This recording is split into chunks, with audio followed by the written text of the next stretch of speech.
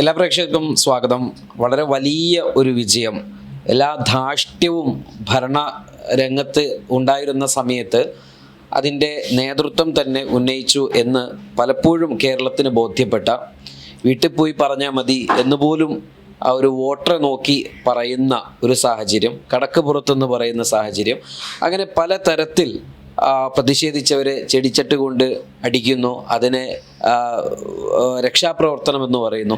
ഇത്തരത്തിലുള്ള ഒരുപാട് വാക്കുകളും പ്രവർത്തികളും കണ്ട കേരളം, ആ കേരളം ഇതാ ഒടുവിൽ വിധി എഴുതിയിരിക്കുന്നു. UDF വലിയ വിജയമുണ്ടായിരിക്കുന്നു. ഈ വിജയത്തെ നമ്മൾ എങ്ങനെയാണ് വിലയിരുത്തേണ്ടത് എന്നാണ് നമ്മുടെ കൂടെ സുപ്രഭാതത്തിൻ്റെ ബ്യൂറോ ചീഫ് EP മുഹമ്മദ് ഉണ്ട്. അതോടൊപ്പം തന്നെ സ്പെഷ്യൽ കറസ്പോണ്ടൻറ്റ് സലാം കല്ലായി ഉണ്ട്. ആദ്യമായി EP സാർ, നമ്മുടെ UDF വിജയം, താങ്കൾക്ക് ഒരു വലിയ സന്തോഷമുണ്ടെന്ന് തോന്നുന്നു മുഖത്തേക്കൊക്കെ നോക്കിയിട്ട്. സ്വാഭാവികമായിട്ടുണ്ടോ? എങ്ങനെയുണ്ട് UDF ഒരു വിജയം? ഇപ്പം നമ്മൾ ഏറ്റവും ഒടുവിൽ 102 സീറ്റുകളിൽ നമ്മൾ ഈ സംസാരിക്കുന്ന സമയത്ത് ഇത് ലീഡ് ചെയ്തുകൊണ്ടിരിക്കുകയാണ്. 100 വരും, 100 കിട്ടും, എല്ലാ എക്സിറ്റ് പോളുകളുടെയൊക്കെ മുകളിലായിരിക്കും ഞങ്ങളുടെ വിജയം. UDF നേതാക്കൾ തുടക്കം മുതൽ പറയുന്നൊരു കാര്യമാണ്, പ്രത്യേകിച്ച് VD സതീശൻ. ഈ വിജയത്തെ എങ്ങനെ കാണാം? ഈ പറഞ്ഞ പോലെ UDF 300-ൽ 102 സീറ്റിലെത്തി നിൽക്കുന്നു. UDF ഒരു വലിയ വിജയമാണ്. പക്ഷെ നമുക്ക് സാങ്കേതികമായിട്ട് UDF വലിയ വിജയം എന്ന് പറയാമെങ്കിലും ഞാനിതിനെ വിലയിരുത്തുന്നത് ഇത് CPM-നുണ്ടായ ഒരു വലിയ തിരിച്ചടി എന്ന അർത്ഥത്തിലാണ്. കാരണം UDF നേരത്തെയും ഏതാണ്ട് ഇതിനോടൊക്കെ അടുത്ത് നമുക്കറിയാം, 2001-ൽ 99 സീറ്റ്, പിന്നെ ഒരാൾ കോൺഗ്രസ് വിമതനായി മത്സരിച്ച MA വാഹിദ് അടക്കം 100 സീറ്റ് UDF നേരത്തെ ജയിച്ചിട്ടുണ്ട്. പക്ഷേ ഇത് അതിനൊക്കെ മറികടന്നുകൊണ്ട് ഒരു വലിയ മാർജിനുള്ള ജയമാണ് ഉണ്ടായിട്ടുള്ളത്. മാത്രമല്ല, അതിൻ്റെ പ്രധാന ഒരു സവിശേഷത CPM-നുണ്ടായ ഒരു വലിയ തിരിച്ചടി, നമ്മളൊന്നും പ്രതീക്ഷിക്കാത്ത രൂപത്തിലുള്ള ഒരു തിരിച്ചടി. അത് പിണറായി വിജയൻ മത്സരിച്ച ധർമ്മടമായാലും പയ്യന്നൂരായാലും മട്ടന്നൂരായാലും അങ്ങനെ CPM പ്രധാന നേതാക്കൾ, കോഴിക്കോട് ജില്ല എടുത്ത് നോക്കുകയാണെങ്കിൽ LDF കൺവീനർ മത്സരിച്ച പേരാമ്പ്ര ഉൾപ്പെടെ CPM പ്രമുഖ നേതാക്കളൊക്കെ അവർക്കൊക്കെ കിട്ടിയിരിക്കുന്ന ഒരു വലിയ അടി ആയിട്ടാണ് ഞാനിതിനെ കാണുന്നത്.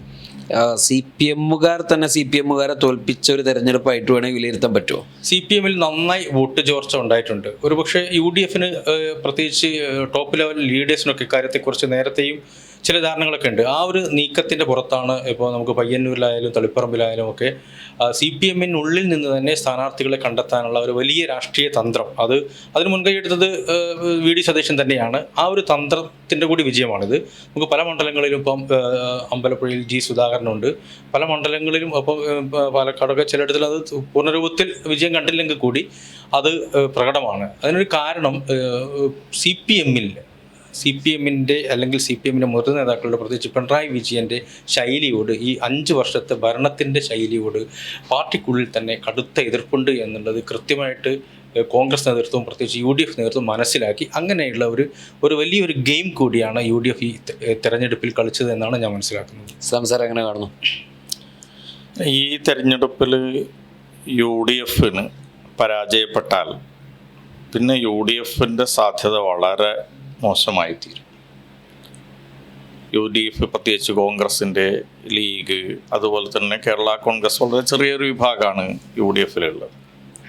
ഈ ഒരു രാഷ്ട്രീയ മുന്നണി കേരളത്തിൻ്റെ ജനാധിപത്യ മതേതര സങ്കല്പത്തെ ബലാബലത്തോടു കൂടി നിർത്തി ഫാസിസ്റ്റ് കടന്നുകയറ്റത്തെ ചെറുക്കുന്നൊരു ബലാബലമാണ്. ഈ ബലാബലം പിണറായി വിജയൻ 3ാമത് കൂടി അധികാരത്തിൽ വരുന്നതോടുകൂടി ഈ ബലാബലം തകരും. അത് ഫാസിസ്റ്റ് കക്ഷിയുടെ കടന്നുകയറ്റത്തിന് പെട്ടെന്ന് ഒരു അനുകൂല സാഹചര്യം ഉണ്ടാകും. അതിന് എതിരായ ഒരു ജാഗ്രത കേരളം കാണിച്ചു എന്നുള്ളതാണ് ഏറ്റവും പ്രധാനപ്പെട്ടത്. ഇപ്പോൾ കഴിഞ്ഞ ദിവസം പ്രശസ്ത എഴുത്തുകാരനായ അശോകൻ ചെരുവിൽ ഈ എക്സിറ്റ് പോളുകൾ വന്ന സമയത്ത് MN കാരശ്ശേരിയുടെ ചിത്രം വെച്ചിട്ടൊരു പോസ്റ്റ് ഉണ്ടായി. ഇപ്പോൾ തുടർ ഭരണത്തെ അപകടമാണ് എന്ന് സൂചിപ്പിച്ചു. സത്യത്തിൽ MN കാരശ്ശേരി അല്ല, സച്ചിദാനന്ദനാണ് അത് വളരെ ഷാർപ്പായിട്ട് പറഞ്ഞൊരാൾ. ഇടതുപക്ഷത്തോടൊപ്പം നിൽക്കുന്ന ഒരാൾ എങ്കിൽ പോലും അദ്ദേഹം ഈ ഒരു അപകടത്തെ മൂന്നാമതൊരു പിണറായി വിജയൻ്റെ ഭരണം എന്ന് പറയുന്നത് മൂന്നാമതൊരു ഇടതുപക്ഷ ഭരണം എന്നുള്ളതിന് അല്ല യഥാർത്ഥത്തിൽ. ഇടതുപക്ഷത്തിൻ്റെ മൂന്നാമത് ഭരണം എന്നുള്ളതിനപ്പുറത്ത് പിണറായി വിജയൻ എന്ന ഒരു വ്യക്തിയുടെ അദ്ദേഹവുമായി ചുറ്റിപ്പറ്റി നിൽക്കുന്ന ഉദ്യോഗസ്ഥ ഒരു അർത്ഥത്തിൽ പറഞ്ഞ ഏറെക്കുറെ മാഫിയവൽക്കരിച്ചാണ് പറയണത്. അത്തരത്തിലുള്ളൊരു സമിതിയാണ് ഈ ഭരണം കഴിഞ്ഞ കുറച്ചു കാലമായിട്ട് നടത്തിയത്. അപ്പോൾ ആ ഒരു സംവിധാനം ഇങ്ങനെ തുടർന്നാൽ അത് കേരളത്തിലെ ഇടതുപക്ഷത്തിന് തന്നെ വലിയൊരു അപകടം ഉണ്ടാക്കും എന്ന തരത്തിലാണ് സച്ചിദാനന്ദനെ പോലുള്ള ആളുകൾ. അത് കേരളം ശരിയായ രീതിയിൽ ഉൾക്കൊണ്ടു. ആ ഉൾക്കൊള്ളുന്നതിനെ മുന്നോട്ട് കൊണ്ടുപോകാൻ എന്തിനു സാധിച്ചു? ഇപ്പോൾ തളിപ്പറമ്പിൽ KT ഗോവിന്ദൻ്റെ വരവ്, അതേപോലെ തന്നെ പയ്യന്നൂരിൽ കുഞ്ഞികൃഷ്ണൻ്റെ ഇത്, അതുപോലെ G സുധാകരൻ, അതുപോലെ അങ്ങനെയുള്ള ഒരു 4-5 സത്യത്തിൽ തൃശ്ശൂരിൽ നാട്ടികയിൽ അത് സാധാരണ നിലയിൽ എന്ത് ചെയ്യാൻ സാധിക്കില്ല. UDFനും കോൺഗ്രസിനും ഒന്നും പുറത്തുനിന്ന് വരുന്ന വിമതരായിട്ടുള്ള ആൾക്കാരെ ഉൾക്കൊള്ളാൻ സാധിക്കില്ല. അതിൻ്റെ പ്രധാനപ്പെട്ട കാരണം എന്താണ്?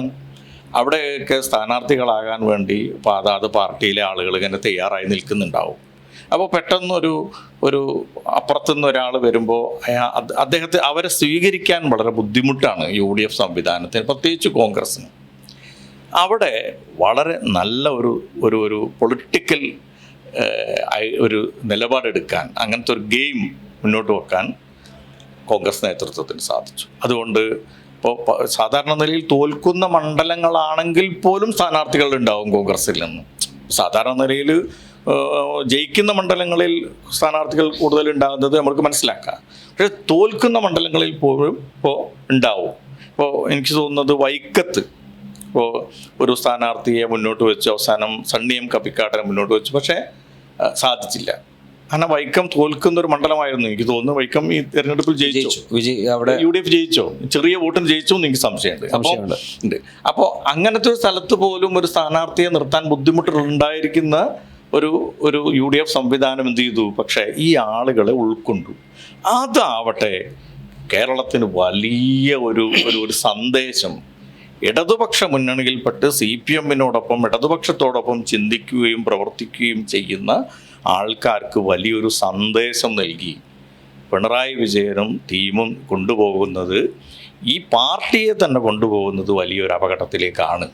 അതുകൊണ്ട് കേരളത്തെ വീണ്ടെടുക്കണം, കേരളത്തിൻ്റെ ഈ ബലാബലം വീണ്ടെടുക്കണമെങ്കിൽ, കേരളത്തിൻ്റെ ഈ ജനാധിപത്യ മതേതര ആ സ്വഭാവം വീണ്ടെടുക്കണമെങ്കിൽ, അതിനെ മുന്നോട്ട് കൊണ്ടുപോകണമെങ്കിൽ, ഇടതുപക്ഷത്തെ തന്നെ നിലനിർത്തണമെങ്കിൽ ഇനിയൊരു പിണറായി 3 എന്ന് പറയുന്ന സാധനം ഉണ്ടാവരുത് എന്നൊരു തീരുമാനം ഇടതുപക്ഷത്ത് നിന്ന് ചിന്തിക്കുന്ന വലിയൊരു വിഭാഗം ആളുകളിൽ നിന്ന് ഉണ്ടായി എന്നത് കാസർഗോഡ് മുതൽ കൊല്ലം വരെയെങ്കിലും, അല്ലെങ്കിൽ തിരുവനന്തപുരം വരെയെങ്കിലും, കൊല്ലം വരെയെങ്കിലും അതിൻ്റെ ഒരു ചലനം. കൊല്ലം വരെ എന്ന് പറയുമ്പോൾ വെച്ചാൽ കൊല്ലത്താണ് ഒരു ഇടതുപക്ഷത്തിൻ്റെ പ്രധാനപ്പെട്ട ഒരു ശക്തി കേന്ദ്രങ്ങൾ നിലനിൽക്കുന്ന ഒരു സ്ഥലമാണ്. കണ്ണൂർ കഴിഞ്ഞാൽ പിന്നെ അങ്ങോട്ട് പോകുന്നത് കൊല്ലം, കണ്ണൂർ, കാസർഗോഡിൻ്റെ ഭാഗങ്ങൾ, പിന്നെ ഇങ്ങോട്ട് വന്നാൽ പിന്നെ പാലക്കാട്, അവിടെ നിന്ന് അങ്ങോട്ട് പോയാൽ കൊല്ലം. പക്ഷേ ഇവിടെയൊക്കെയാണ് അതിശക്തമായ തിരിച്ചടികൾ ഉണ്ടായിരിക്കുന്നത്.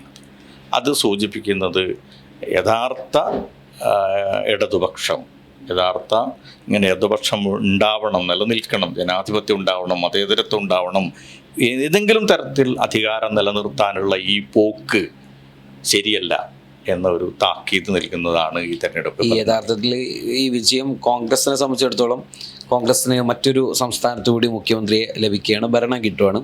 പക്ഷെ നമ്മളിത് പറയുമ്പോൾ തന്നെ നമ്മുടെ കൂടെ തെരഞ്ഞെടുപ്പ് നടന്ന സംസ്ഥാനങ്ങൾ, അതിൽ എക്കാലത്തും ഈ ഫാസിസ്റ്റ് മൂവ്മെൻറ്റിനെ തടഞ്ഞു നിർത്തിയതിൽ ദക്ഷിണേന്ത്യയിൽ കേരളവും തമിഴ്നാടും തൊട്ടപ്പുറത്ത് ബംഗാളും. ഇതിൽ സങ്കടകരം DMK പരാജയപ്പെടുന്നു തമിഴ്നാട്ടിൽ. അതോടൊപ്പം തന്നെ ബംഗാളിൽ മമതാ ബാനർജിക്ക് ഭരണം നഷ്ടമാകുന്നു. നമ്മൾ ഇത് പറയുമ്പോൾ കേരളത്തിൽ നമുക്ക് വലിയ ആഹ്ലാദമുണ്ട്. പക്ഷേ ജനാധിപത്യത്തിൻ്റെ വലിയ ഒരുപക്ഷെ TVK നാളെ എന്താകും, വിജയ് പാർട്ടിയും IDMK ഒന്നിച്ച് ചേരാനുള്ള സാധ്യതകളൊക്കെ വളരെ കൂടുതലാണ് നമ്മൾ അവിടുത്തെ ഒരു പൊളിറ്റിക്സ് വിലയിരുത്തുമ്പോൾ. പക്ഷെ ഒരു ജനാധിപത്യത്തിൻ്റെ ഇപ്പോൾ രാജ്യസഭയിൽ 3-2 ഭൂരിപക്ഷത്തിന് വേണ്ടി സമർത്ഥമായിട്ട് BJP ശ്രമിച്ചുകൊണ്ടിരിക്കുകയാണ്. ഈ 2 സംസ്ഥാനവും ഇങ്ങനെ ഇവരുടെ കൈവെള്ളയിലേക്ക് വന്നു കഴിഞ്ഞാൽ അത് വളരെ നിഷ്പ്രയാസം നേടിയെടുക്കാൻ പറ്റുന്നതേ ഉള്ളൂ. ഇങ്ങനെയൊക്കെ നമ്മൾ പല സംഗതികൾ നോക്കുമ്പം ഈ നമ്മുടെ മലയാളികളുടെ ഈ ഒരു സന്തോഷത്തിനിടയിലും നമ്മൾക്കൊരു ചെറിയ കുഞ്ഞു ദുഃഖം ഇതായിട്ട് തോന്നുന്നില്ലേ? ഒരുപക്ഷെ മറ്റ് സംസ്ഥാനങ്ങൾക്ക് തിരഞ്ഞെടുപ്പ് നടക്കുമ്പോൾ ആ സംസ്ഥാനങ്ങളിലുള്ള ആളുകളെക്കാൾ ഉപരി കേരളത്തിൻ്റെ ഒരു പ്രത്യേകത മറ്റ് സംസ്ഥാനങ്ങളുടെ രാഷ്ട്രീയം ശ്രദ്ധിക്കുന്ന ആളുകളാണ്. നമുക്കറിയാം പശ്ചിമ ബംഗാളിലെ ഇപ്പോൾ വന്നിരിക്കുന്ന ഒരു ജനവിധി വളരെ ആശങ്കപ്പെടുത്തുന്നതാണ്. ഒന്ന്, ദേശീയ തലത്തിൽ BJP വിരുദ്ധ മുന്നണിയുടെ ഭാഗമായ കക്ഷികൾ, അത് തൃണമൂലായാലും കോൺഗ്രസ് ആയാലും CPM ആയാലും ഇവരൊക്കെ ഒറ്റയ്ക്കൊറ്റയ്ക്ക് മത്സരിച്ചു. അവിടെ ഒരു മതേതര മുന്നണി എന്നതിൽ നിന്ന് വ്യത്യസ്തമായി അവരെല്ലാവരും വേറിട്ട് നിന്നു വോട്ട് ഭിന്നിച്ചു എന്നുള്ളതാണ് അവിടെ BJPക്ക് എളുപ്പത്തിൽ കയറി വരാനുണ്ടായ ഒരു സാഹചര്യം ഉണ്ടായത്. മമതാ ബാനർജിക്കെതിരായ വലിയൊരു എതിരായ വികാരമൊന്നും അവിടെ പ്രകടമായിരുന്നില്ല. പക്ഷേ ഇത്തരം കക്ഷികളെല്ലാം പരസ്പരം തോൽപ്പിക്കാൻ വേണ്ടി ശ്രമിച്ചപ്പോൾ അത് BJPക്ക് അനുകൂലമായി വന്നു എന്നുള്ളതാണ് പശ്ചിമ ബംഗാളിൽ സംഭവിച്ചത്. മറ്റൊന്ന് തമിഴ്നാട്ടിൽ എക്സിറ്റ് പോളുകൾ പ്രവചനങ്ങളൊക്കെ കാറ്റിൽ പറത്തിയാണ് TVK മുന്നോട്ട് വന്നിരിക്കുന്നത്. ഒരുപക്ഷെ നമുക്കിപ്പോൾ ആകെ ഒരു പ്രതീക്ഷ വിജയ് നേരത്തെയൊക്കെ എടുത്ത ചില നിലപാടുകൾ, അദ്ദേഹം പലപ്പോഴും അദ്ദേഹത്തിൻ്റെ സംസാരങ്ങളൊക്കെ മതനിരപേക്ഷ നിലപാടുകൾ ഉയർത്തിപ്പിടിച്ച് സംസാരിക്കുന്ന ഒരു വ്യക്തിയാണ്. ആ നിലയിൽ അദ്ദേഹം എങ്ങനെ മുന്നോട്ട് പോകും എന്നാണ് നമ്മൾ നോക്കുന്നത്. പക്ഷേ DMK ചേർന്ന് ഒരു മുന്നണിയായി വരുമ്പോൾ അത് എത്രത്തോളം അതിന്റെ ഒരു ഭാവി സാധ്യത വളരെ കുറവാണ് അല്ലേ? കാരണം DMK വിജയുടെ അണ്ടറിലേക്ക് വരിക എന്ന് പറയുന്നത് അവരെ സംബന്ധിച്ചിടത്തോളം എന്തായാലും തമിഴ്നാട്ടിൽ നമ്മൾ ഒരിക്കലും പ്രതീക്ഷിക്കാത്ത ഒരു വിധിയാണ് ഉണ്ടായിരിക്കുന്നത്. അതോടൊപ്പം നമ്മൾ ഈ തെരഞ്ഞെടുപ്പിൽ നമ്മൾ കേരളത്തിലേക്ക് തന്നെ വരുമ്പോൾ നമുക്ക് എടുത്തു പറയേണ്ട ഒരു കാര്യമാണ്, ഘടകകക്ഷികൾക്ക്, എല്ലാ ഘടകകക്ഷികൾക്കും RSPക്ക് പോലും വലിയ വിജയം ഉണ്ടാകുന്നു. അതോടൊപ്പം എടുത്തു പറയേണ്ട കാര്യം മുസ്ലിം ലീഗിൻ്റെ ഒരു വലിയ വിജയം, ഒരു വനിതാ സ്ഥാനാർത്ഥിയെ വിജയിപ്പിക്കുന്ന ഒരു ചരിത്രപരമായിട്ടുള്ള മുസ്ലിം ലീഗിൻ്റെ ചരിത്രത്തിലെ ഒരു നല്ല ഒരു തീരുമാനം എന്ന് വേണമെങ്കിൽ അവർക്ക് വിശേഷിപ്പിക്കാൻ പറ്റുന്ന കാര്യം. അതോടൊപ്പം കേരള കോൺഗ്രസ് മാണി വിഭാഗം എന്ന് അവകാശപ്പെടുന്ന ജോസ് കെ മാണി വിഭാഗം സംപൂജ്യരായിട്ട് പരാജയപ്പെടുന്നൊരു സാഹചര്യം. അപ്പം ഇത്തരത്തിൽ ഘടകകക്ഷികളുടെ കൂടി വിധി നിർണയിച്ച ഒരു തെരഞ്ഞെടുപ്പാണ്. അപ്പം ഘടകകക്ഷികളുടെ ആ ഒരു വിജയപരാജയത്തെ നമ്മൾ എങ്ങനെയാണ് നോക്കിക്കാണുന്നത്? കേരളത്തിൽ UDF സത്യത്തിൽ ദുർബലാണ്, കക്ഷി അടിസ്ഥാനത്തിൽ ദുർബലാണ്. കാരണം കോൺഗ്രസ് കഴിഞ്ഞാൽ പിന്നെ മുസ്ലിം ലീഗാണ് ഇതിലുള്ളത്. കേരള കോൺഗ്രസ് എന്ന് പറയുന്ന കക്ഷിയുടെ പ്രധാനപ്പെട്ട സോഴ്സ് മാണി കോൺഗ്രസ് തന്നെയാണ്. അത് നേരത്തെ തെളിയിക്കപ്പെട്ടതാണ്. പക്ഷേ മാണി കോൺഗ്രസ് ആയിരിക്കുമ്പോൾ തന്നെയും കേരള കോൺഗ്രസ്സുകളെ കേരള കോൺഗ്രസിനെ പിന്തുണയ്ക്കുന്ന ഒരു ജനത, മധ്യ കേരളത്തിലെ കർഷക ജനത, അവർ ഈ തവണ UDFൻ്റെ കൂടെ UDFിലേക്ക് പൂർണ്ണമായി മാറി എന്നതാണ്. ഇപ്പോൾ എറണാകുളം വലിയ വിജയമാണ് UDFിനെ സംബന്ധിച്ചിടത്തോളം. കോട്ടയം വലിയ വിജയമാണ്, ഇടുക്കി വലിയ വിജയമാണ്, പത്തനംതിട്ട വലിയ വിജയമാണ്. മന്ത്രിമാരടക്കമുള്ള ആൾക്കാർ പരാജയപ്പെടുന്നൊരു സ്ഥലമായിട്ട് മാറി. അപ്പോൾ അത് കാണിക്കുന്നത്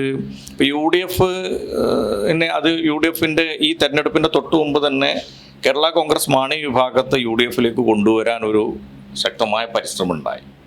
ആ പരിശ്രമത്തെ കേരള കോൺഗ്രസിൽ നിന്ന് തന്നെ റോഷി അഗസ്റ്റിനെ പിടിച്ച് CPM പരാജയപ്പെടുത്താണ്. എന്നൊരു പക്ഷേ ജോസ് കെ മാണി ഇവിടേക്ക് എത്തിയിരുന്നു ശക്തമായ ചർച്ച അല്ല. ജോസ് കെ മാണി അതിനെപ്പറ്റി സൂചന നൽകിയിട്ടുണ്ട്. പാർട്ടിക്കകത്ത് ശക്തമായ ചർച്ച ഉണ്ടാവുമെന്ന് പറഞ്ഞിട്ടുണ്ട്. കാരണം ജോസ് കെ മാണിയുമായി ഒക്കെ തന്നെ ഒരു ധാരണ ഉണ്ടായി എന്നാണ്. VD സതീശൻ കുറേ വിസ്മയങ്ങൾ എന്ന് പറഞ്ഞ കൂട്ടത്തിൽ ഉടനെ തന്നെ കാണേണ്ട ഒരു വിസ്മയമായിരുന്നു കേരള കോൺഗ്രസ് മാണി ഇതിനകത്തേക്കൊരു സ്വിച്ച് ഓവർ ചെയ്യാനുള്ള സാധ്യത ഉണ്ടായിരുന്നു. പക്ഷേ അത് റോഷിനെ ഉപയോഗിച്ച് CPM മറികടന്നു. അപ്പം ഒരു പാർട്ടിയുടെ ഒരു പിളർപ്പ് ഒഴിവാക്കുന്നൊരു സംഗതി ഉപയോഗിച്ചു. പക്ഷേ എങ്കിൽ പോലും കേരള കോൺഗ്രസിനെ പിന്തുണച്ച ജനത UDFിലേക്ക് മാറി എന്നതാണ്. ആ ഒരു മാറ്റം വളരെ പ്രകടനം. അപ്പോൾ ഈ സ്വാഭാവികമായിട്ടും UDFിൽ ഇപ്പോൾ കോൺഗ്രസ്സിന് എനിക്ക് തോന്നുന്നത് ഈ അടുത്ത കാലത്തൊന്നും ഇത്രയും വലിയ നമ്പർ ഉണ്ടായിട്ടില്ല. അത്രയും കൂടുതൽ ആളുകൾ കോൺഗ്രസ്സിന് ഈ വലിയ കേരള കോൺഗ്രസ് ഇങ്ങോട്ട് വരാത്തതിൻ്റെ, UDFിലേക്ക് വരാത്തത് കൊണ്ട്, UDFിൻ്റെ ഭാഗമാകാത്തത് കൊണ്ടുണ്ടായ നേട്ടം കോൺഗ്രസ്സിനാണ്. കാരണം കേരള കോൺഗ്രസ് മാണി വിഭാഗം UDFിലേക്ക് വരികയാണെങ്കിൽ ഒരു 10 സീറ്റെങ്കിലും കൊടുക്കേണ്ടി വരും. 10 സീറ്റെങ്കിലും കൊടുക്കുമ്പോൾ അത് പൂർണ്ണമായും നഷ്ടപ്പെടുക കോൺഗ്രസിന്റെ ഭാഗത്തു നിന്നായിരിക്കും. അപ്പൊ കോൺഗ്രസിൽ നിന്ന് ചെറുപ്പക്കാരായിട്ടുള്ള പുതുതായിട്ട് മത്സരിക്കാൻ തയ്യാറാകുന്നിട്ടുള്ള ആൾക്കാർക്കൊക്കെ അവസരം നഷ്ടപ്പെടുന്ന സാഹചര്യം ഉണ്ടാവും. അപ്പൊ അതാവട്ടെ ഈ UDFന്റെ സാധ്യതയെ തന്നെ അത് ബാധിക്കുമായിരുന്നു. ഒരുപാട് പുതിയ സ്ഥാനാർത്ഥികൾ, യുവാക്കൾ, യുവതികൾ, വനിതകൾ ഇവരെല്ലാം ഇങ്ങോട്ട് വന്നത് അതൊരു വലിയ ജനതയുടെ ഒരു മുന്നേറ്റമായിട്ട് മാറാൻ സാധിച്ചു. അപ്പോൾ കേരള കോൺഗ്രസ് മാണി ഈ വിഭാഗം UDFന്റെ ഭാഗമാകാത്തത് കോൺഗ്രസിന് നേട്ടമായി. അതേ സമയത്ത് തന്നെ ഒരുപാട് ആളുകൾക്ക്, യുവാക്കൾ, യുവതികൾക്ക് ഇതിനകത്ത് ഭാഗമാകാൻ അത് UDFന്റെ വിജയത്തെ വലിയ തോതിൽ സഹായിച്ചിട്ടുണ്ടെന്നാണ് തോന്നുന്നത്. അതുപോലെ മുസ്ലിം ലീഗിൻ്റെ ഒരു വിജയം അത് നമ്മൾ എടുത്തു പറയേണ്ടതാണ്. ചരിത്രത്തിൽ തന്നെ ഏറ്റവും വലിയ ഒരു വിഷയം 23 സ്ഥാനാർത്ഥികൾ അങ്ങ് വിജയിച്ചു എന്നാണ് മനസ്സിലാക്കുന്നത്. എങ്ങനെ മുസ്ലിം ലീഗിൻ്റെ ഒരു തീരുമാനത്തെ, വിജയത്തെ കാണുന്നു? മുസ്ലിം ലീഗിൻ്റെ ചരിത്രത്തിലെ ഏറ്റവും മികച്ച വിജയമാണ് ഇത്തവണ ഉണ്ടായിട്ടുള്ളത്. ഒന്ന്, UDFലെ ഏറ്റവും വിശ്വസ്ത ഘടകകക്ഷിയാണ് മുസ്ലിം ലീഗ്. നമുക്കറിയാം മുസ്ലിം ലീഗിന് മലബാറിലാണ് ശക്തിയുള്ളത്. തെക്കൻ ജില്ലകളിൽ താരതമ്യേന 1-2 ജില്ലകളിൽ മാത്രമാണ് ലീഗിന് സാമാന്യം ഭേദപ്പെട്ട അംഗങ്ങളൊക്കെ ഉള്ളത്. പക്ഷേ ഒരു പാൻ കേരള പാർട്ടി, എല്ലാ ജില്ലകളിലും ഉള്ളൊരു പാർട്ടിയായി ഈ തെരഞ്ഞെടുപ്പിലെങ്കിലും പ്രവർത്തിക്കാൻ മുസ്ലിം ലീഗിന് കഴിഞ്ഞിട്ടുണ്ട്. ചില ജില്ലകളിലൊന്നും ലീഗിന് സ്ഥാനാർത്ഥിത്വമേ ഇല്ല. എങ്കിൽ പോലും ഒരു UDFലെ ഘടകകക്ഷി എന്ന നിലയിൽ എല്ലായിടത്തും ലീഗിന്റെ ജി സുധാകരൻ പ്രത്യേകിച്ച് എടുത്തു പറഞ്ഞിട്ടുണ്ട് അവരുടെ വിജയത്തിന് ശേഷം. ലീഗ് ഒന്ന്, മുസ്ലിം ലീഗിന്റെ ഒരു സ്ഥാനാർത്ഥി നിർണയം, നമ്മൾ സത്യത്തിൽ ലീഗ് നേതാക്കൾ സാധാരണ മുസ്ലിം ലീഗിന്റെ ഒരു രീതിയുണ്ട്, നമുക്കൊക്കെ അറിയാവുന്നതാണ് അത്. പക്ഷെ അത് പലപ്പോഴും നമ്മളൊക്കെ പറയും പാണക്കാട് തങ്ങൾ പ്രഖ്യാപിക്കുന്നു പറയുമെങ്കിലും മുതിർന്ന ലീഗ് നേതാക്കളെല്ലാം കൂടി അറിഞ്ഞ് അവരെടുക്കുന്ന തീരുമാനമാണ് വരാറ്. പക്ഷേ ഇത്തവണ കുറച്ചുകൂടി സാദിഖലി തങ്ങൾ അതിൽ ഇടപെട്ടിട്ടുണ്ട്. അതിൻ്റെ സ്ഥാനാർത്ഥി ലിസ്റ്റ് തന്നെ നമുക്ക് നോക്കിയത് മനസ്സിലാവും. പക്ഷേ നല്ല ഒരു സ്ഥാനാർത്ഥി പട്ടികയായിരുന്നു, അതിൻ്റെ ഗുണവും ഉണ്ടായിട്ടുണ്ട്. വിചാരിക്കാത്ത ചില മണ്ഡലങ്ങളിലൊക്കെ മുസ്ലിം ലീഗിന് വിജയിച്ച് വരാൻ കഴിഞ്ഞു. അതോടൊപ്പം കോൺഗ്രസിന് ഒരു ശക്തമായ പിന്തുണ നൽകാൻ ലീഗിന് കഴിഞ്ഞു. ഒരു വലിയ ആത്മവിശ്വാസം നൽകുന്നതിനും ലീഗാണ് കോൺഗ്രസിൻ്റെ കൂടെ നിന്നത്. ആ ഒരു കൂട്ടുകെട്ട് സത്യത്തിൽ ഏറ്റവും നല്ല ഒരു UDF സംവിധാനം ഉണ്ടായത് ഈ ഒരു കഴിഞ്ഞ കാലത്താണ്. നമുക്കറിയാം കോൺഗ്രസ്സിൽ എന്നും കോൺഗ്രസും ലീഗും കുറേ പതിറ്റാണ്ടുകളെ ഒരു മുന്നണിയാണെങ്കിലും ഇത്ര ഏകോപനത്തോടെ, ഇത്ര ഐക്യത്തോടെ VD സതീശൻ പലപ്പോഴും പറയാറുള്ള വാക്ക് ടീം UDF എന്നാണ്. ആ ടീം UDFന്റെ ഒരു മുഖ്യ ശില്പി, അല്ലെങ്കിൽ ആ വിജയത്തിൻ്റെ മുഖ്യ ശില്പികളിൽ ഒന്ന് മുസ്ലിം ലീഗ് തന്നെയാണ്.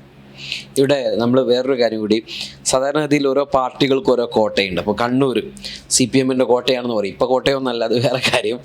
അതുപോലെ തന്നെ കോട്ടയം കേരള കോൺഗ്രസ്സുകളുടെ പ്രദേശം, മലപ്പുറം മുസ്ലിം ലീഗിൻ്റെ, എറണാകുളം കോൺഗ്രസിൻ്റെ എന്നൊക്കെ നമ്മൾ പറയാറുണ്ട്. പക്ഷെ ഇവിടെ ഇപ്പോൾ ഈ വിധി വന്ന് നോക്കുമ്പം ഒന്ന് മലപ്പുറമാണ് സമ്പൂർണ്ണമായിട്ട് UDFനെ പിന്തുണച്ചത്. മറ്റൊന്ന് എറണാകുളം എല്ലാ മണ്ഡലങ്ങളും 14 മറ്റൊന്ന് ഇടുക്കിയും UDF 5 പേരേ ഉള്ളൂ. പക്ഷെ എന്നാൽ ഇപ്പുറത്ത് CPMന് സ്വന്തമായിട്ടൊരു ഇടം എന്ന് പറയാനില്ല. അവർ ഓരോ മണ്ഡലങ്ങളിലും ഓരോ സ്ഥലങ്ങളിലും അങ്ങനെ ഒറ്റയും തെറ്റിയായിട്ടൊക്കെയാണ് ഇപ്പോൾ വന്നുകൊണ്ടിരിക്കുന്നത്. ഈ ഒരു സംഭവം കണ്ണൂരിലൊക്കെയുള്ളൊരു പരാജയം ഒരു വലിയ ഒരു സൂചന കൂടിയല്ലേ? കാരണം ഇനിയില്ല ഇന്ത്യ രാജ്യത്ത് ഇടതുപക്ഷത്തിൻ്റെ ഒരു ഇടത് ഭരണം അല്ലെങ്കിൽ ഇടത് മുഖ്യമന്ത്രി. അതിൻ്റെ ഒക്കെ അപ്പുറത്തേക്ക് പോളിറ്റ് ബ്യൂറോയിൽ മുതിർന്ന ആൾ, 1ാം ജനറേഷൻ ഇപ്പോൾ വിജയിച്ചു എന്ന് പറയപ്പെടുന്ന CPMലെ ആളുകൾ തന്നെ ഒരു 2nd ജനറേഷൻ ലീഡർഷിപ്പ് ആയിട്ടുള്ള ആളുകളാണ്. 1ാം തലമുറയിൽപ്പെട്ട ആളുകൾ ഇല്ലാത്തൊരു CPM, പ്രത്യേകിച്ച് ഒരു കോട്ടയും ഇല്ലാത്തൊരു CPM. ആ CPMൻ്റെ ഭാവി എന്താണ്? CPM എന്ന രാഷ്ട്രീയ കക്ഷി പരാജയപ്പെട്ടു, പൂർണ്ണമായും കേരളത്തിൽ നിന്ന് തുടച്ചു നീക്കപ്പെട്ട ഒരു തെരഞ്ഞെടുപ്പാണ് എന്നൊന്നും പറയാൻ പറ്റില്ല. ഇടതുപക്ഷം ഇവിടെ നിലനിൽക്കണം, അതാണ് നേരത്തെ പറഞ്ഞത്. ഇടതുപക്ഷം ഇവിടെ നിലനിൽക്കണമെന്ന് ആഗ്രഹിച്ച ആളുകൾ അതനുസരിച്ച് എന്നുവെച്ചപ്പോൾ കുഞ്ഞികൃഷ്ണൻ പയ്യന്നൂരിൽ തെരഞ്ഞെടുപ്പിൽ മത്സരിക്കാൻ പുറപ്പെടുമ്പോൾ അദ്ദേഹത്തിൻ്റെ ഒന്നാമത്തെ പുസ്തകം നേതാക്കളെ അണികൾ തിരുത്തണം എന്നാണ്. നേതാക്കളെ അണികൾ തിരുത്തണം. അത്തരത്തിലുള്ളൊരു തിരുത്തൽ ആവശ്യമാണ് എന്നത് പിണറായി വിജയൻ എന്ന് പറയുന്ന ഒരു വ്യക്തിയിലേക്ക് കാര്യങ്ങൾ പൂർണ്ണമായും കേന്ദ്രീകരിക്കപ്പെടുക. അപ്പോൾ അവിടെ അതിനൊരു മറുപടിയില്ല. അപ്പോൾ ഞാൻ ചെറിയ ഇപ്പോൾ PM ശ്രീ എന്ന് പറയുന്ന ഒരു പദ്ധതിയിൽ ഒപ്പിട്ടു. പാർട്ടി അറിയില്ല, മുന്നണി അറിയില്ല, മന്ത്രിസഭ അറിയില്ല, ആരും അറിയില്ല. ഇങ്ങനെ ആരും അറിയാതെ എങ്ങനെ ഒപ്പിട്ടു? കേന്ദ്ര കമ്മിറ്റി സെക്രട്ടറി MA ബേബി പറയുന്നു നമുക്കത് ചർച്ച ചെയ്യാം. പക്ഷെ ചർച്ച ചെയ്യാൻ എടുക്കുമ്പോഴേക്കും ഒരു മാസം മുമ്പേ അത് ഒപ്പിട്ട് കഴിഞ്ഞിരുന്നു. അപ്പോൾ പാർട്ടി ഒരു നിലപാട് വ്യക്തമാക്കിയ ഒരു വിഷയത്തിൽ ഒരു കേന്ദ്രവുമായി ഒരു ധാരണയിൽ ഒപ്പിടുന്നത് ആരും അറിയുന്നില്ല. അവസാനം പാർട്ടി അത് ഏറ്റെടുക്കേണ്ട ഒരു ദുർവിധി വരുന്നു. അപ്പം അതൊക്കെ വളരെ കൃത്യമായ ഒരു സൂചനയാണ്. പാർട്ടി പൂർണ്ണമായും ഒരാളുടെ കയ്യിൽ ഒതുങ്ങിപ്പോകുന്നു. അത് തിരുത്തി. അത് അപ്പോൾ സ്വാഭാവികമായിട്ടും ആ തിരുത്തലുകൾ വരുമ്പോൾ ഇപ്പോൾ പാർട്ടിയുടെ ഏറ്റവും സീനിയർ ആയിട്ടുള്ള നേതാക്കന്മാരാണ് കുഞ്ഞികൃഷ്ണനും KT ഗോവിന്ദനും G സുധാകരനും ഒക്കെ പ്രമുഖരായിട്ടുള്ള നേതാക്കന്മാരാണ് പാർട്ടി നയിച്ചിട്ടുള്ളതാണ്. അപ്പോൾ അവർ പ്രത്യക്ഷത്തിൽ നേരെ എതിർ വന്നു. അപ്പോൾ സ്വാഭാവികമായിട്ടും അതിൻ്റെ ഒരു തിരിച്ചടി ഉണ്ട്. ആ തിരിച്ചടി ഉണ്ടെങ്കിലും എന്താ പറയുക, പാർട്ടിക്ക് ഇടതുപക്ഷം എന്ന് പറയുന്ന പാർട്ടി ഇവിടെ ഉണ്ടാവണം എന്നൊരു സന്ദേശം തന്നെ അതങ്ങനെ പൂർണ്ണമായി കൈയൊഴിഞ്ഞു എന്ന് എനിക്ക് തോന്നുന്നില്ല. മറ്റൊരു നേരത്തെ EP പറഞ്ഞ ഒരു കാര്യം, മുസ്ലിം ലീഗിൻ്റെ സ്ഥാനാർത്ഥികളുമായി ബന്ധപ്പെട്ട് സത്യത്തിൽ അതൊരു വളരെ കൃത്യമായ ഒരു പക്വമായ ഒരു രാഷ്ട്രീയത്തെ മുന്നോട്ട് വെക്കാൻ ഈ ലീഗ് നേതൃത്വം ശ്രമിച്ചു. ഒരു വലിയ വിവാദങ്ങളിൽ ലീഗിനെ മുൻനിർത്തി ഒരു സാമുദായിക വിദ്വേഷ സംഗതികൾ രൂപപ്പെടുത്തിയെടുക്കാനാണ് ഇടതുപക്ഷം, പ്രത്യേകിച്ച് വെള്ളാപ്പള്ളിയൊക്കെ ഉപയോഗിച്ച് അങ്ങനത്തെ ഒരു വിദ്വേഷ രാഷ്ട്രീയം രൂപപ്പെടുത്തിയെടുക്കാനാണ് ശ്രമിച്ചത്. പക്ഷെ അതിലേക്ക് ഒരു നിലയിലും വഴുതി വീഴാതെ എങ്ങനെ സ്ഥാനാർത്ഥികളെ നിർണ്ണയിക്കുന്നിടത്ത്, ആ കാര്യങ്ങൾ മുന്നോട്ട് പോകുന്നിടത്ത്, വിവാദപരമായിട്ടുള്ള പരാമർശങ്ങൾ പരമാവധി ഒഴിവാക്കുന്നിടത്ത്, ചതിക്കുഴികൾ അതിപ്പം ഏറ്റവും അവസാനം എന്താണ് ആ ആഹ്ലാദ പ്രകടനം നടത്തേണ്ടത് എങ്ങനെ എന്നത് സംബന്ധിച്ച് പോലും കൊടുത്തു. അതിനകത്ത് പറഞ്ഞിട്ടുണ്ട് നുഴഞ്ഞു കയറ്റക്കാരെന്നൊക്കെ, അത്യാവേശക്കാർ, അങ്ങനത്തെ ആൾ. അപ്പോൾ ഒരു ലീഗിനെ മുൻനിർത്തി ഒരു വിദ്വേഷ സ്വഭാവത്തിലേക്ക് കാര്യങ്ങളെ കൊണ്ടുപോകാതിരിക്കാനുള്ള അതീവ ജാഗ്രത ലീഡർഷിപ്പ് കാണിച്ചു. അത് സ്ഥാനാർത്ഥി നിർണയത്തിനും കാണിച്ചു. അതുകൊണ്ട് ഒരുപാട് ആളുകൾ ലീഗിന്റെ ചരിത്രത്തിൽ ഇത്രയും പുതിയ ആൾക്കാർ വന്ന യുവാക്കൾക്കൊക്കെ പ്രാധാന്യം കിട്ടിയ ഇപ്പോൾ KM ഷാജിയെയൊക്കെ വേങ്ങരയിൽ മത്സരിപ്പിക്കുക, PK കുഞ്ഞാലിക്കുട്ടിയെ മലപ്പുറത്തേക്ക് മാറ്റി എന്ന് പറയാൻ പറ്റുമെന്ന് അറിഞ്ഞൂടാ, മലപ്പുറത്ത് നിർത്തിയിട്ട് വേങ്ങരയിൽ ഷാജിയെ മത്സരിപ്പിക്കുക എന്നൊക്കെ പറയുന്ന തരത്തിലുള്ള വലിയ അത് വനിതാ സ്ഥാനാർത്ഥികൾ, അതുപോലെ തന്നെ കൂത്തുപറമ്പിലെ സ്ഥാനാർത്ഥി, അതൊക്കെ ഒരു വലിയ തോതിലുള്ള ഒരു ശ്രമങ്ങളായി. ഇന്ന് KK രമയുടെ ഒരു പോസ്റ്റ് ഉണ്ട്, മതി കേരളമേ ഇത് മതി. കാരണം 6 റൗണ്ടിലെങ്കിലും അവസാനത്തേക്ക് പോകാൻ, അല്ലെങ്കിൽ 2ാം സ്ഥാനത്തേക്ക് ഇരുത്താൻ മതി. ഇന്ന് മെയ് 4 ചന്ദ്രശേഖരൻ്റെ വധം നടന്നൊരു ദിവസം കൂടിയാണ്. അതിൻ്റെ കൂടെ ആ വധവുമായി ബന്ധപ്പെട്ട് ഏറ്റവും പേര് കേട്ട അല്ലെങ്കിൽ അതിൻ്റെ ഗൂഢാലോചനയിലെ പ്രമുഖൻ എന്ന് പറഞ്ഞ ആളാണ് ഈ പിണറായി വിജയൻ. അതുകൊണ്ടാണ് ആ പോസ്റ്റ് അങ്ങനെ വന്നിട്ടുള്ളത്. സ്വാഭാവികമായിട്ടും പിണറായിയെ പോലെ ഒരാൾ, എന്ത് തരംഗമുണ്ടെങ്കിലും പിണറായിയെ പോലെയുള്ള ഒരാൾ ധർമ്മടം പോലെയുള്ള ഒരു മണ്ഡലത്തിൽ, അതാണ് നമ്മുടെ ഏറ്റവും വലിയ പ്രത്യേകത. അവിടെയൊക്കെ 6 റൗണ്ടിൽ പിറകോട്ട് പോയി എന്ന് പറയും. ഇപ്പോഴും ആ ഫലം പൂർണ്ണമായിട്ട് വന്നിട്ടില്ല എന്ന് എനിക്ക് തോന്നുന്നത്. 6 റൗണ്ടിൽ പിറകോട്ട് പോകുക എന്ന് പറയുമ്പോൾ എന്താണ് ഈ ജനങ്ങളുടെ മനസ്സിൽ എന്താണ് ഇത്? നമ്മൾ ഭരണവിരുദ്ധ വികാരം എന്നൊക്കെ പറയുമെങ്കിൽ പോലും ജനങ്ങളുടെ മനസ്സിൽ എന്ത് തരം പ്രതികാരമാണ്, അല്ലെ പണിഷ്മെന്റിനാണ് അവർ തയ്യാറെടുത്തിട്ടുള്ളത്? നമുക്ക് കേരളത്തിൻ്റെ കുറഞ്ഞ ഒരു ചരിത്രം നോക്കുമ്പോൾ 2001 UDF ഏതാണ്ട് ഇതിനോട് അടുത്ത് നിൽക്കുന്ന ഒരു വിജയം നേടിയത്. അന്ന് 96 EK നായനായിരുന്നു LDFിൻ്റെ മുഖ്യമന്ത്രി. 5 വർഷം പൂർത്തിയായ സമയത്താണ് തെരഞ്ഞെടുപ്പ് നടന്നത്. നായനാർക്കെതിരായിട്ടുള്ള ഒരു വലിയ വികാരമായിരുന്നില്ല സത്യത്തിൽ ആ തെരഞ്ഞെടുപ്പ്. ഒന്ന് UDFിൽ രൂപപ്പെട്ട വലിയൊരു ഐക്യവും മൊത്തത്തിലുള്ള ഒരു രാഷ്ട്രീയ സ്വഭാവം ഒക്കെ കാരണമാണ് 2001 UDFിന് വലിയ വിജയം നേടാനായത്. പിന്നീട് UDF ആ 5 വർഷം കഴിഞ്ഞു. വീണ്ടും കേരളത്തിൽ നമുക്കറിയാം VS മുഖ്യമന്ത്രിയായി. VS മുഖ്യമന്ത്രി ആകുന്നതിലേക്ക് കുറേ മറ്റു ചില ഘടകങ്ങളൊക്കെ ഉണ്ടായിരുന്നു. സ്ഥാനാർത്ഥിത്വം നിഷേധിച്ചതുമായി ബന്ധപ്പെട്ട കാര്യങ്ങളൊക്കെ കിടക്കുന്നുണ്ട്. VS മുഖ്യമന്ത്രിയായി. VSൻ്റെ കാലാവധി പൂർത്തിയാക്കി 2011 തെരഞ്ഞെടുപ്പ് നടന്നു. 2011 ഉമ്മൻചാണ്ടി മുഖ്യമന്ത്രിയായി. ആ തെരഞ്ഞെടുപ്പിൽ ജയിച്ചപ്പോൾ അത് VSനെതിരായ ഒരു ജനവിധി ആയിരുന്നില്ല. സ്വാഭാവികമായിട്ടുള്ള ഒരു ഭരണമാറ്റം കേരളത്തിൻ്റെ പൊതുവെ ഒരു രാഷ്ട്രീയ സ്വഭാവം അങ്ങനെയാണ്. 5 വർഷം ഒരു മുന്നണി ഭരിച്ചാൽ അടുത്ത മുന്നണിക്ക് ഭരണം കൊടുക്കുക എന്നുള്ളത് കേരളത്തിലെ ജനങ്ങളുടെ ഒരു സ്വഭാവമാണ്. ആ നിലയിലാണ് 2011 വീണ്ടും UDF വന്നത്. ഉമ്മൻചാണ്ടി വന്നു, 5 വർഷം കഴിഞ്ഞ് തെരഞ്ഞെടുപ്പ് വന്നു. 2016 പിണറായി വിജയൻ മുഖ്യമന്ത്രിയെ കൊണ്ടുള്ള സർക്കാർ വന്നു. ആ ജനവിധിയും ഉമ്മൻചാണ്ടിക്കെതിരായ ജനവിധി ആയിരുന്നില്ല. കാരണം ഉമ്മൻചാണ്ടി സർക്കാരിനെതിരായ വലിയ സോളാർ കേസ് പോലെയുള്ള ചില ആരോപണങ്ങൾ മാത്രമേ സത്യത്തിൽ LDFന് പറയാനുണ്ടായിരുന്നുള്ളൂ. പക്ഷേ UDFിലെ മറ്റു ചില ഘടകകക്ഷികളുടെ പ്രശ്നങ്ങൾ, അതേപോലെ തന്നെ മുന്നണിക്കുള്ളിലുണ്ടായ ചില വിഷയങ്ങളൊക്കെയാണ്, പാർട്ടിക്കുള്ളിൽ പ്രത്യേകിച്ച് കോൺഗ്രസിലുണ്ടായ ചില പ്രശ്നങ്ങൾ, ബാർക്കോയുമായി ബന്ധപ്പെട്ട വിഷയങ്ങളൊക്കെ ഭരണം പോകാനുള്ള പ്രധാനപ്പെട്ട കാരണം. അതും മുഖ്യമന്ത്രിക്കെതിരായ ഒരു ജനവിധി ആയിരുന്നില്ല. നമ്മൾ കഴിഞ്ഞ തവണ പിണറായി വിജയൻ്റെ 2ാം സർക്കാർ വന്നു. അത് സർക്കാരിന് അനുകൂലമായ ഒരു വിധിയായിട്ട് തന്നെ നമുക്ക് കാണാം. പ്രത്യേകിച്ച് കോവിഡ് അതേപോലെയുള്ള വിഷയങ്ങളൊക്കെ വന്നു, കുറേ പ്രളയങ്ങളൊക്കെ ഉണ്ടായി. അപ്പോൾ അതിനെയൊക്കെ സർക്കാർ അതിജീവിച്ചു, സർക്കാർ ജനങ്ങളെ കൂടെ നിന്നു എന്നൊരു വികാരത്തിലാണ് വീണ്ടും പിണറായി വിജയനെ കേരളത്തിലെ ജനങ്ങൾ ഭരണമേൽപ്പിച്ചത്. പക്ഷേ ഇത്തവണ ജനവിധി അത് പിണറായി വിജയൻ എന്ന മുഖ്യമന്ത്രിക്കെതിരായിട്ടുള്ള ഒരു ജനവിധിയായിട്ടാണ് നമുക്ക് കാണാൻ കഴിയുക. ഒരുപക്ഷെ കേരള ചരിത്രത്തിൽ മുമ്പൊന്നും ഇല്ലാത്ത വിധമുള്ള ഒരു ജനവിധിയാണത്. അത് തന്നെയാണ് ധർമ്മടത്തും പ്രകടമായിരിക്കുന്നത്. പ്രധാനപ്പെട്ട മുതിർന്ന CPM നേതാക്കൾ, CPMൻ്റെ കേന്ദ്ര കമ്മിറ്റി അംഗങ്ങൾ, സംസ്ഥാന സെക്രട്ടേറിയറ്റ് അംഗങ്ങൾ, ഒരു ഏതാണ്ട് നേരത്തെ VD സതീശൻ പറഞ്ഞത് 1/2 ഡസൻ മന്ത്രിമാർ പരാജയപ്പെടുന്ന, പക്ഷെ അതിനേക്കാൾ മുകളിലായി മന്ത്രിമാരുടെ പരാജയത്തിൻ്റെ എണ്ണം നമ്മൾ കണ്ടതാണത്. കാരണം അങ്ങനെ CPMനും LDFനും എതിരായിട്ടുള്ള ഒരു ജനവിധിയായി ഇത് മാറിയിരിക്കുകയാണ്.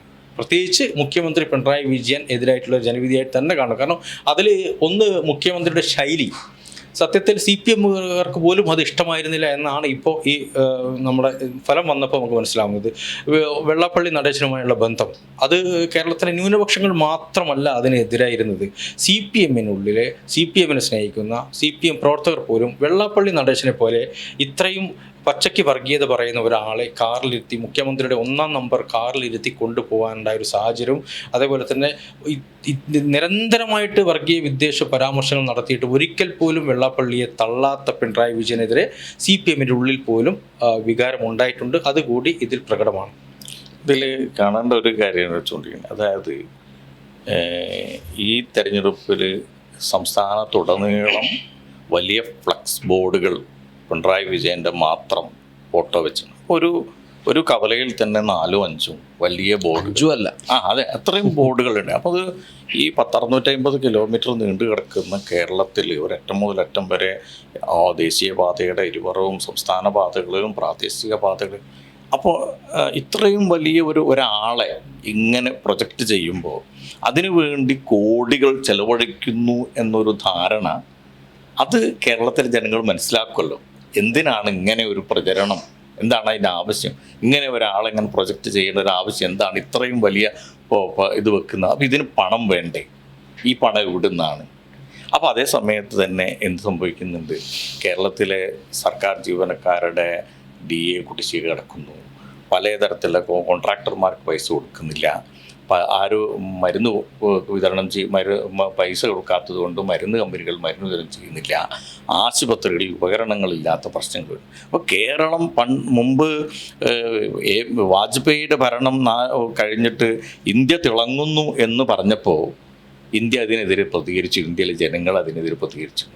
അതേപോലെ ഒരുപാട് പ്രശ്നങ്ങൾ നിലനിൽക്കെ കോടികൾ ചെലവിട്ട ഈ PR പരിപാടികൾ, ഇപ്പോൾ മോഹൻലാലിനൊപ്പമുള്ള നടപടികൾ, അതുപോലെ തന്നെയുള്ള പലതരത്തിലുള്ള ഈ സംഗതികൾക്ക് ഇതാണ് സത്യത്തിൽ ഈ പരാജയത്തിൻ്റെ കാരണം. എന്താണ് ഇത്രയും വലിയ പ്രചരണമാണ് പിണറായിയെ മുൻനിർത്തിയിട്ടുള്ള കോടികൾ ചെലവഴിച്ച പ്രചരണത്തെക്കുറിച്ച് ഈ നാട്ടിലെ ജനങ്ങൾ ചിന്തിച്ചു എന്നതാണ്. നമ്മൾ പറയുമ്പോൾ പ്രചാരണത്തിനും ഒരു പരിധി വേണം, അല്ലേ? അതെ. ഇതിൽ അപ്പോൾ സലാംക്ക് പറഞ്ഞതിനോടൊന്ന് കൂട്ടിച്ചേർക്കേണ്ടത്, ഞാൻ ഉച്ചയ്ക്ക് ഊണ് കഴിച്ചത് നമ്മുടെ ഇവിടെ അടുത്തുള്ള കോഫി ഹൗസ് എന്നാണ്. അപ്പോൾ എൻ്റെ തൊട്ടപ്പുറത്തിരിക്കുന്ന 2 ആളുകൾ ഞാൻ മനസ്സിലാക്കുന്നത് അവർ തൊട്ടടുത്തുള്ള ഏതോ ബാങ്കിലോ KSFയിലോ ജോലി ചെയ്യുന്ന ഉദ്യോഗസ്ഥരാണെന്നാണ്. അവർ പറഞ്ഞത് എന്തായാലും നാളെ മുതൽ ഇദ്ദേഹത്തിൻ്റെ മുഖം കാണേണ്ടല്ലോ പരസ്യത്തിലും മറ്റും എന്നാണ്. അത് അവർ ഉപയോഗിച്ച വാക്ക് വരെയാണ്, ഇദ്ദേഹത്തിൻ്റെ മുഖം ഇനിങ്ങനെ കാണേണ്ടതില്ലല്ലോ എന്നൊരു പ്രയോഗമാണ് അവർ നടത്തിയത്. ഇപ്പോൾ സാധാരണ ജനങ്ങളും പരമ്പരാഗതമായിട്ട് CPMന് ഒപ്പം നിൽക്കുന്ന ആളുകൾക്ക് പോലും ഈ ഒരു മുഖ്യമന്ത്രി മാത്രമുള്ള ഒരു 1 man ഷോ, അല്ലെങ്കിൽ ആ ഒരു എവിടെ നോക്കിയാലും മുഖ്യമന്ത്രിയുടെ മുഖം കാണുന്ന ഒരു പരസ്യ രീതിയോട് കേരളത്തിലെ ജനങ്ങൾക്ക് വിയോജിപ്പുണ്ട് എന്നത് മടുപ്പ് കൂടിയാണ്. വന്നിട്ടുണ്ട്. ഏതായിരുന്നാലും നമ്മൾ ഇതൊക്കെ പറയുമ്പം വി.ഡി. സതീശൻ എന്ന് പറയുന്ന ഒരു വ്യക്തിയുടെ വനവാസത്തിന് എന്നത് സ്ഥൈര്യം അദ്ദേഹം ഏറ്റെടുക്കുകയും സംഗതി അദ്ദേഹം ഒരു വാക്കാൽ പറഞ്ഞത് മാധ്യമങ്ങൾ പിന്നീട് അത് വനവാസത്തിലേക്ക് എന്ന് പക്ഷേ അദ്ദേഹം വനവാസമല്ല, ജനങ്ങൾക്കിടയിലുള്ള വാസം തന്നെയാണ് എന്ന് ഉറപ്പിക്കുന്ന ഒരു തെരഞ്ഞെടുപ്പ് കൂടിയാണ്. തീർച്ചയായിട്ടും UDFൻ്റെ ഈ ഒരു വിജയം 100 സീറ്റുകൾക്ക് മുകളിൽ നേടിക്കൊണ്ട് വീണ്ടും 10 വർഷങ്ങൾക്ക് ശേഷം അധികാരത്തിലേക്ക് വരുന്നു. എങ്ങനെയുണ്ടാകും ഇനി അടുത്ത ഘട്ടം എന്താണ്, ആരായിരിക്കും മുഖ്യമന്ത്രി എന്നത് സംബന്ധിച്ചൊക്കെ നമുക്ക് വീണ്ടും കാണാം. നമുക്ക് വീണ്ടും ഇരിക്കാം. നന്ദി.